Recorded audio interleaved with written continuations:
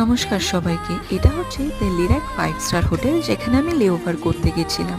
এই ইন্ডাস্ট্রিতে আসার আগে আমিও জানতাম না যে লেওভারটা কি হয়। তাই যারা জানেন না, আর যে সমস্ত আমার ছোট ছোট ভাই বোনেরা এয়ার হোস্টেস হতে চাও তাদের জন্য বলছি, সমস্ত এয়ার হোস্টেসের নিজেদের নিজেদের একটা বেস স্টেশন হয়। যেমন ধরো কলকাতা, দিল্লি, বম্বে, ব্যাঙ্গালোর, হায়দ্রাবাদ, সারাদিন ফ্লাইট করে সবাই নিজের বেস স্টেশনে ফিরে আসে।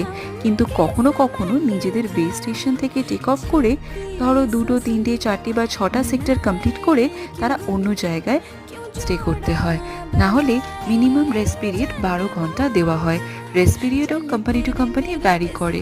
লেওভারের সব কিছু কোম্পানি প্রোভাইড করে। কোনো কোনো কোম্পানি 5 স্টার হোটেল দেয় বা কোনো কোনো কোম্পানি 4 স্টার হোটেল দেয়। আমার কোম্পানি 5 স্টার হোটেল দেয়, তার সাথে কমপ্লিমেন্টারি খাবারও দেয়। যদি কেউ চায় তো বাফেও গিয়ে খেতে পারে, আবার কেউ চাইলে রুমে অর্ডারও করে নিতে পারে। এর একটা বোনাস পয়েন্টও আছে, লেওভারের জন্য কোম্পানি